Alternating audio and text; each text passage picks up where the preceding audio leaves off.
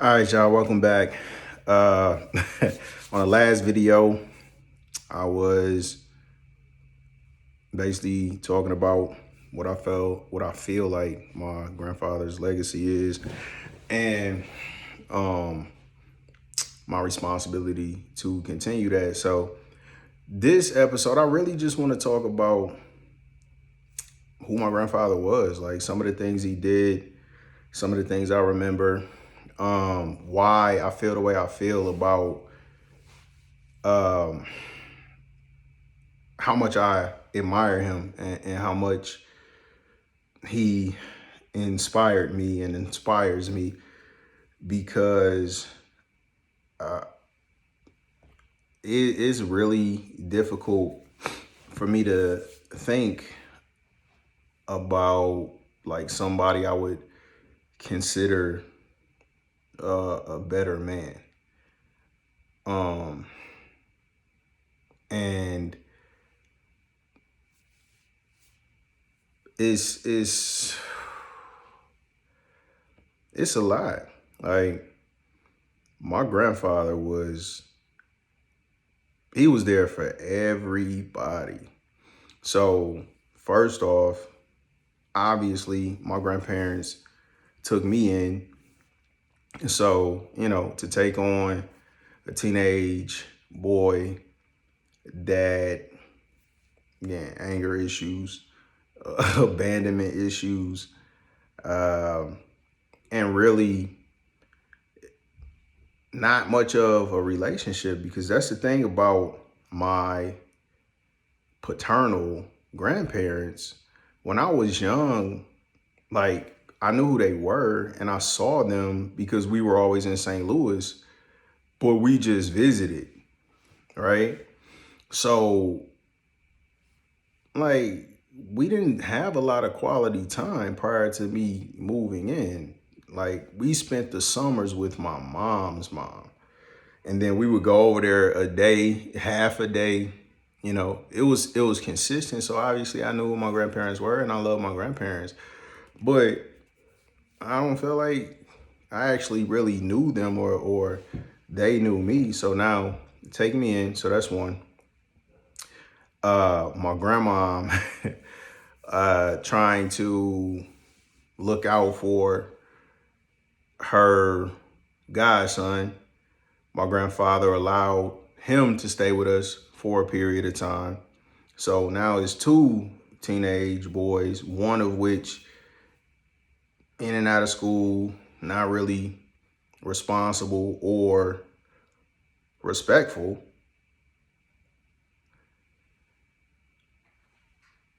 At one point in time, and I'm not saying any of this to be dismissive that obviously my grandmom is allowing these people to stay in her house as well.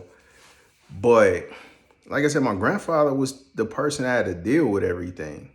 Like my grandma was gonna go in her room and watch her TV and try not to be bothered. But my grandfather was the person that was gonna deal with everything. So then allow my little brother to come live with us. So this a kid from down the street that you don't know at all. But I talked to him and told him that my little brother wasn't in the best situation and he needed somewhere to stay. He let him come down there and stay with us. Let my cousin stay with him. My dad, my uncle, my aunt, like other cousins.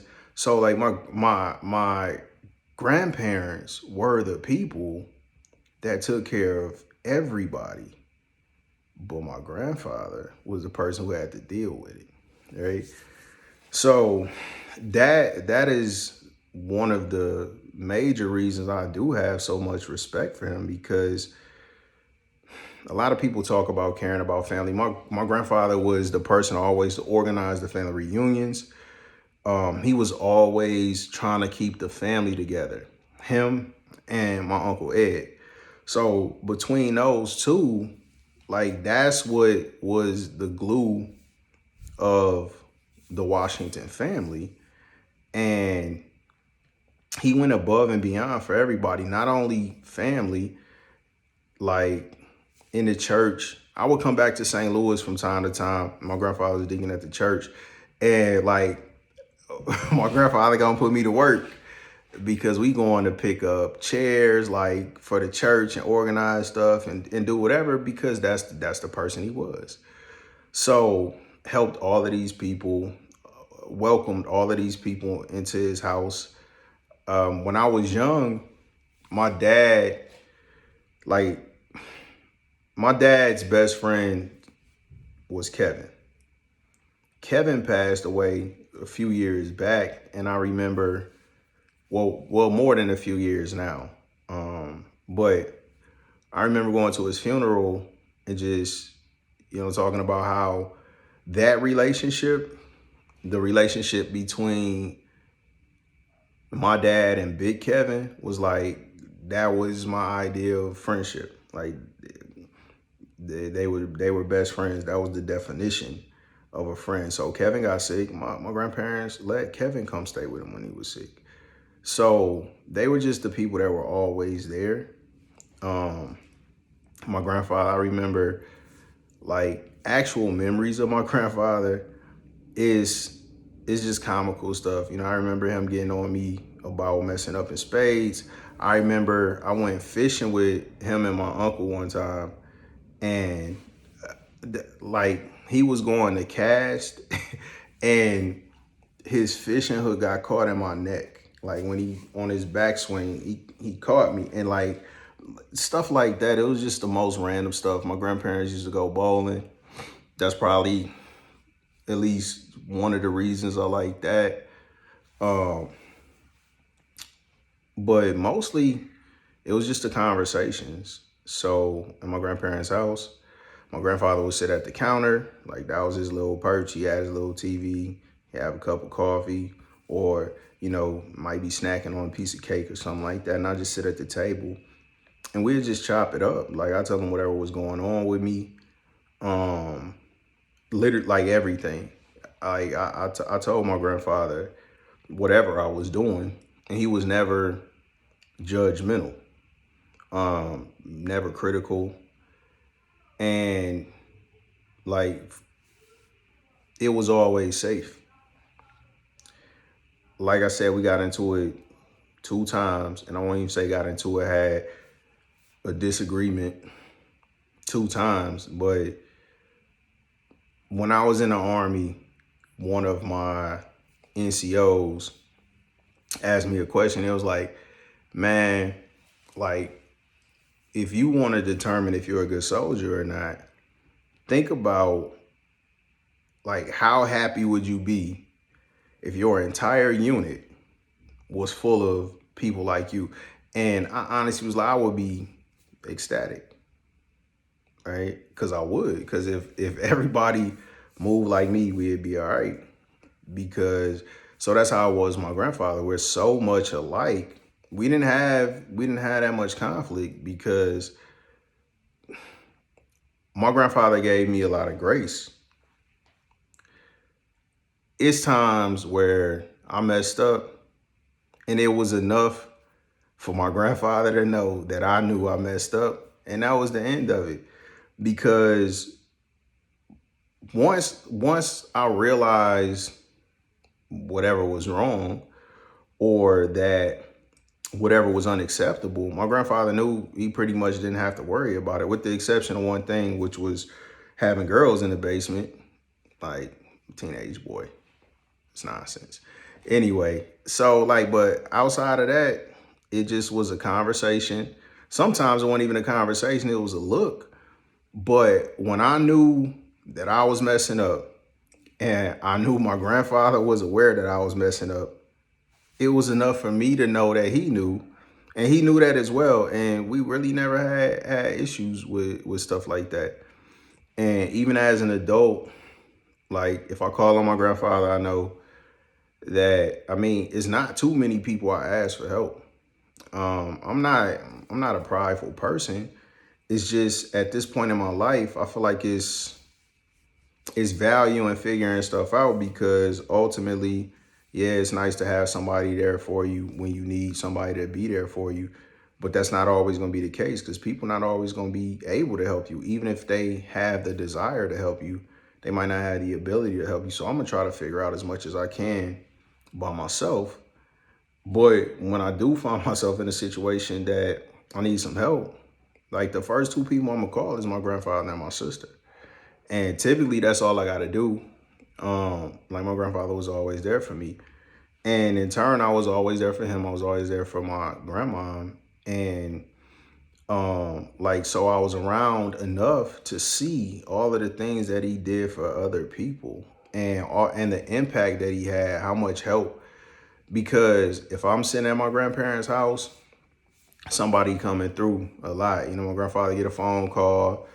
I don't hear whoever on the other end, but, you know, he tell them, come on, you know, and one of my cousins pull up, come in the house for 2 minutes. My grandfather give him some money or something. And it was just like, I really don't know that I knew a better man. So,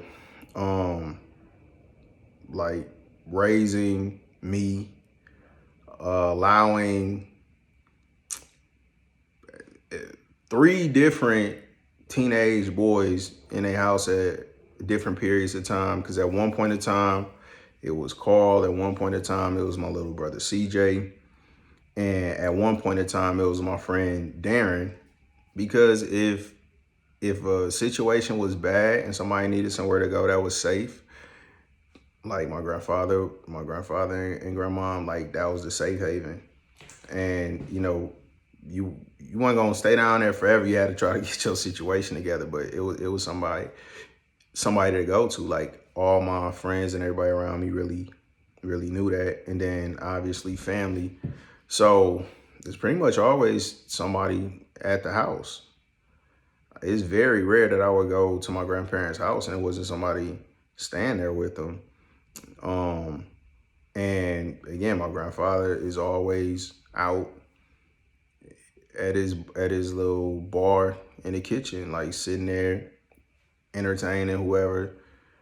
I could just listen to him, you know, tell stories. We had real conversations about everything. It was stuff that I overheard my grandfather saying at certain points, and like it was just amazing to me because I was young and like I thought like my grandparents gotta be loaded because he'd be talking about the stock market and losing money. And I never had a check that was $1,000, right? So you talking about losing tens of thousands of dollars and then saying, if I lose it again, I'm gonna pull my money out of something. It's like, whoa. So, and so all of these different things, and I'm, you know, realizing how important it is and how beneficial it would have been if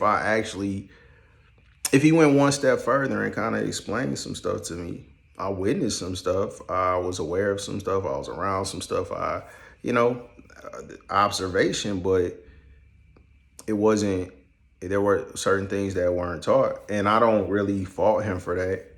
My grandfather had told me some stuff, and I can't even really imagine what anybody's life was like back in the day. Because I think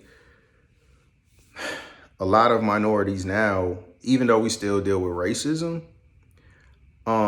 I think a lot of minorities take it for granted like that. It wasn't that long ago where like we weren't even treated the way we're treated now. And like my grandfather told me about situations where his name is George Washington. So just because his name was George Washington, you know, like police officers thought he was trying to be funny, you know, they come up, he get pulled over. So I won't say always, but it was like, I'm not scared of the police, but like I was taught to respect the police. And, you know, there's a certain amount of fear that's healthy. Like I want to go home to my family. Right. So my grandfather told me stories about, being very, very scared that he was going to be a victim of police brutality just because his name was George Washington. He get pulled over and they ask him his name. He say George Washington, and they think he trying to be funny, to the point where if he did get pulled over, he would ask them, if they asked what his name was, like, can I just hand you my ID? Because, again, racism. Um, I remember he said certain things that I don't agree with, but my life wasn't his life. So I'm sure I would have a certain amount of resentment if I endured what he had to endure. But the world had changed. It continues to change. My kids are not growing up in the same world that I grew up in. So I can understand, and I will always try to recognize that I have no clue what his childhood was like, what it was like growing up, really dealing with those things in the South. And to look at where he was at, my grandfather did have, like, when I say that, a little stubbornness, but it's like he worked for everything that he had, and it was just, he was gonna be respected. Um, I think in part I got a little bit of that, and it's not necessary. It was, or at least I don't feel like it was good, because I just heard all these stories. My grandfather talking about, the other foremans at his job, like management, whatever. And to me, like, my grandfather wasn't backing down from anybody. Like, I hear him talking to his quote unquote superiors. Like, if he know he's right, he gonna stand on it. Like, it didn't matter what your position was. So I was a lot like that. Now I don't really engage as much because I learned that it's not worth it. Even if you're right, it can cost you more than you gain by proving it. Um, I remember just talking about sports, sitting around. Again, it didn't matter whether it was my dad and my uncle. It didn't matter whether it was me and my little brother, Carl, whatever. Like, my grandfather was available. So my dad, before he passed, my grandfather would be running my dad around all of these appointments, um, picking my cousin up from work, picking her boyfriend up from work, picking her daughter up from work, taking my other cousin to work, picking her up. Like, my grandfather was literally just like running himself ragged, trying to take care of everybody else. And like, that's who he was. And that's why he's loved as much as he's loved, respected as much as he's respected. I know right now it's a lot of people hurt because he had an impact on that many people, and obviously I'm one of them. And I know, like, I had to at least share some of the stuff that was on my mind because, I said his legacy and him changing and all of this stuff, but I didn't really explain what that was. And like, it really was that this dude was really there for everybody. Welcomed so many different people into their home. And again, my grandfather cooked. So, he'd get up and cook breakfast. He'd cook dinner. Um, my grandfather, it just helped everybody out and supported everybody and really took care of everybody in his family that ever asked him to do anything for him. My grandfather was going to do it to the best of his ability. And that's where I got that from. And I'm thankful. But that's who my grandfather was. And that's why I really want to continue that legacy, because it was dope to see that guy be that guy that everybody know is gonna be there. And now hopefully make it a little bit easier on myself. And I'm gonna tell y'all now, I'm not finna run myself ragged. I did learn not to do some of the stuff my grandfather did as well. But yeah, like, he was a great man. And he set a great example, even with his faults, flaws, whatever. Like, it's not how the story starts, it's how it ends. And the man he was in his later life was amazing. And I hope I can be as good of a man. Appreciate y'all for listening.